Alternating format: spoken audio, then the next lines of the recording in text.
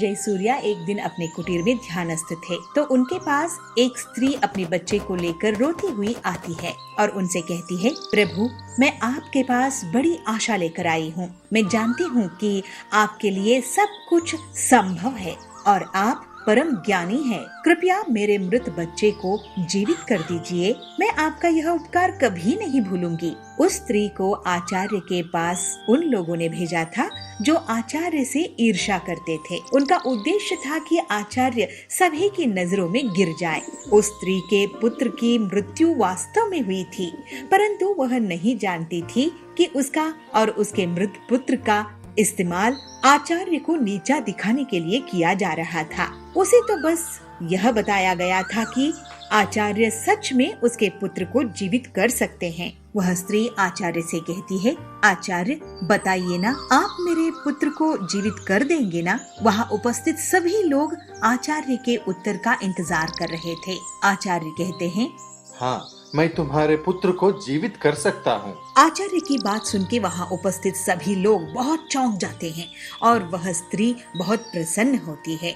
आचार्य कहते हैं, लेकिन तुम्हें एक कार्य करना होगा। वह स्त्री वह कार्य क्या है ये पूछती है तो आचार्य कहते हैं, तुम्हें पहले एक मुट्ठी सरसों के दाने लाने होंगे। वह स्त्री कहती है, मैं अभी लेकर आती हूँ आचार्य। मगर आचार्य उसे रोकते हैं और कहते हैं, लेकिन ध्यान रहे, दाने ऐसे घर से लाना है जहाँ कभी किसी की मृत्यु ना हुई हो। आचार्य के बात के मुताबिक वह स्त्री उसी क्षण सरसों की दाने लेने के लिए अपने गांव में चली जाती है। वह अपने गांव के हर घर में जाकर पूछती है। उसे सरसों के दाने तो हर घर में मिलते हैं, परंतु उसे कोई ऐसा घर नहीं मिलता जिस घर में मृत्यु न हुई हो। वह स्त्री समझ जाती है कि आचार्य क्या कहना चाहते हैं। मृत्यु जीवन का एक ऐसा सत्य है जिसे कोई नहीं बदल सकता। वह स्त्री आचार्य के पास जाती है और कहती है, मैं इस बात को कहीं ना कहीं जानती तो थी, परंतु स्वीकारना नहीं चाहती थी।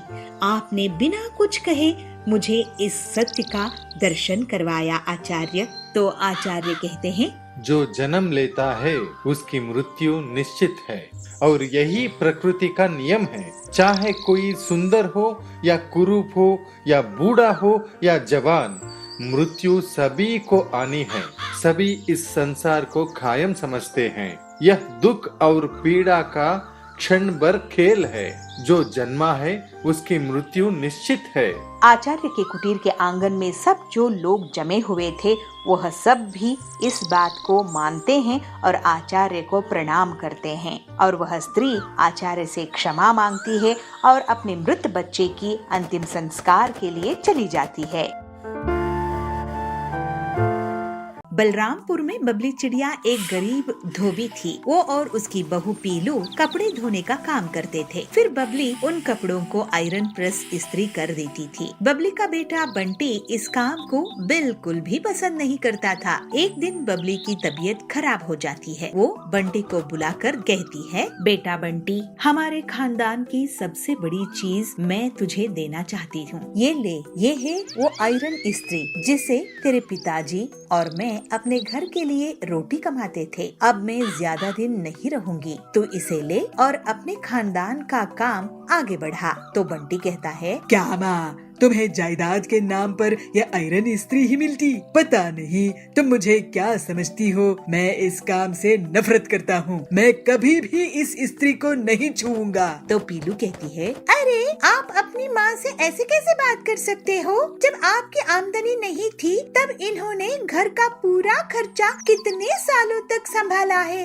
आप इनसे माफी मांगिए। तो बंटी कहता है, अरे अच्छा माँ, मुझे माफ कर दो। तो पीलू कहती है, नहीं ऐसे नहीं, कसम खाओ। तो बंटी कहता है, ठीक है माँ, मैं कसम खाता हूँ कि इस आयरन इस्त्री को संभाल कर रखूंगा और इसी से पैसा कमाऊंगा। इसके बाद कुछ दिनों में ही बबली परलोक सिधार जाती है। पीलू बंटी से कहती है, ये लीजिए आयरन इस्त्री, अब इससे काम शुरू कीजिए। तो बंटी कहता है, नहीं नहीं, मैं किसी के कपड़े प्रेस नहीं करूँगा। तो पीलू पूछती है, तो फिर आप अपनी माँ की कसम क्या खोटी खाए थे और घर का खर्च कैसे चलाएंगे? आप क्या चाहते हैं कि हम सब भूखे ही मर जाएं? तो बंटी कहता है, अरे तुम क्या बकवास कर रही हो? पीलू बोलती है, हाँ तो फिर इस स्त्री का इस्तेमाल करो। बंटी कहता है, तुम यही चाहती हो ना कि मैं इस आयरन इस्त्री का उपयोग करूं? तो मुझे 2-3 दिन दो, मैं इसका इस्तेमाल कर लूँगा। इसके बाद बंटी एक चौक में अपना छोटा सा आयरन इस्त्री का पराठा बनाने लगा और बंटी का काम बहुत अच्छे से चलने लगा। फिर उसकी डिमांड देखकर वो जल्दी ही अंडे पराठे बनाने लगा। बहुत जल्द लोगों को उसके स्वाद की आदत लग जाती है। वाह जी, आपने तो बहुत ही कमाल का आइडिया निकाले हो। ऐसा आयरन पराठा तो किसी ने भी नहीं खाए होंगे। तुम जानती हो पीलू कि अब अपना एक बड़ी दुकान खरीदेंगे। वाह जी। और बंटी एक बड़ी सी दुकान ले लेता है। इसके बाद बड़े बड़े सेठ भी उसके यहाँ आयरन इस्त्री का पराठा खाने आने लगते हैं। बंटी पीलू से कहता है, पीलू तुमने मुझे घमंडी होने से बचा ली। अगर तुम नहीं होती तो मैं अपनी पुरखों का आयरन इस्त्री नहीं इस्तेमाल करता। तुम्हारे कारण ही मैं इतना तरक्की कर पाया हूँ। ये लो हीरों का हार। इस तरह से अपने बड़ों का सम्मान करने के कारण पीलू और बंटी खुशी खुशी रहने लगे। गोंडा नाम की राज्य में सूरजभान नाम का एक राजा राज करता था। उसके एक बहुत ही सुंदर पुत्र था जिसका नाम था स्वर्णपुत्र। सूरजभान अपने पुत्र से बहुत प्रेम करता था, मगर उससे भी ज्यादा वो प्रेम करता था स्वर्ण पे। इसीलिए अपने पुत्र का नाम भी स्वर्णपुत्र रखा था। उसकी खजाने में सोने का भंडार था। उतना सोना दुनिया के किसी भी राजा के खजाने में नहीं था। इसके बाद भी खजाने में जितना सोना बढ़ता, सूरजभान की सोने की लालच भी अधिक होती जा रही थी। उसका दिन का अधिकांश समय खजाने में ही निकला जाता था। सोने की लालच की वजह से अक्सर वो अपने पुत्र को अनदेखा करता था। खजाने की वो कोना खाली पड़ा है, उसको भी सोने से भर देना है। मंत्री जी, इस बार की फसल के कर और एक सोने का सिक्का बढ़ा दो। जी हाँ प्रभु, अगर मगर कुछ नहीं। अरे प्रभु, इतनी फसल तो आए जो वो कोना भर दे। मंत्री की बात सुन के राजा को लगता है कि यह काम नहीं करने वाला है, मगर उसकी सोने की लालच इतना बढ़ गया था कि वह अन्न जल त्याग कर ईश्वर की कठोर उपासना में लग गया। उसकी तपस्या से प्रसन्न ईश्वर दर्शन देते हुए कहते हैं, बोलो वत्स, मन चाहे वरदान लो, क्या चाहिए तुम्हें? हे भगवान, मुझे ये वरदान दे कि मैं जिस किसी वस्तु को भी छूऊं वो सोना बन जाए। ईश्वर को सूरजभान की लालच समझ में आ गई थी। वरदान देने से पूर्व उन्होंने आगाह किया, राजन, वरदान मांगने से पहले अच्छी तरह से सोच विचार कर लिया है? तो सूरजभान संपूर्ण श्रद्धा से और विनम्र होके कहते हैं, हे ईश्वर, मैं इस विश्व के सबसे बड़ा धनी राजा बनना चाहता हूँ।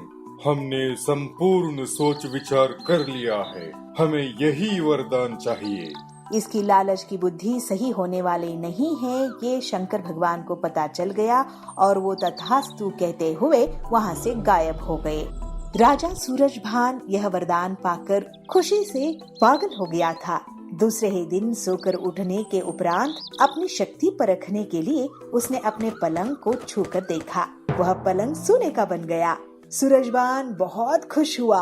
दिन भर वह सुध-बुध खोकर अपनी महल की हर चीज को सोने में परिवर्तित करने में जुट गया। उसे अपनी खान पान तक की चिंता नहीं थी। शाम को सूरजभान थक गया था, उसे जोरों से भूख भी लगी थी। अपने सेवकों को भोजन परोसने के लिए कहता है। जैसे ही सूरजभान भोजन को हाथ लगाता है, वह सोना बन जाता है। अब सोने को तो खा नहीं सकते, तो गुस्से से तिल मिलाते हुए वो उठकर बाहर आ जाता है। ऐसे ही टहलते हुए अपने उद्यान में जा पहुंचता है।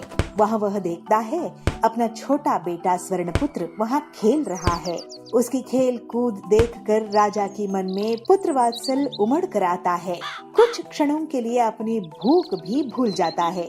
जब स्वर्णपुत्र पिता को वहाँ उद्यान में देखते हैं तो प्रेम से दौड़ के आके गले लग जाते हैं। विधि की विपर्यास ये था कि स्वर्णपुत्र भी स्वर्ण में बदली हो गया। सूर्यभान रो रो कर कहने लगा, हे ईश्वर, मुझे क्षमा कर दीजिए। आप अपना वरदान वापस लीजिए। मेरी मति भ्रष्ट हो गई थी। मेरा लालच तांडव कर रहा था। हमें समझ आ गया है कि हर वस्तु अमूल्य होता है। हमारे लिए सबसे अमूल्य तो हमारा पुत्र स्वर्ण पुत्र है। उन्हें आप कृपया इंसान बना दीजिए। कहते हुए फिर से रोने लगता है। उस पर दया आकर ईश्वर फिर से तथास्तु बोलते हैं और हवा में लीन हो जाते हैं। स्वर्णपुत्र फिर से इंसान बनता हुआ देख सूरजभान बहुत खुश होता है और अपनी गलती की, अपनी लालसा की उसे पश्चाताप भी होता है। तो मंत्री को बुलाकर कहते हैं, मंत्री जी, अपना कोषागार जरूरतमंद और निर्धनों के लिए खुला रख दो। सूरजभान अपने पुत्र को गले लगाकर खुशी के आंसू बहाते हैं। उनका लोभ खत्म हो गया था और संतुष्टि की जीवन की ओर यात्रा शुरू कर देते हैं।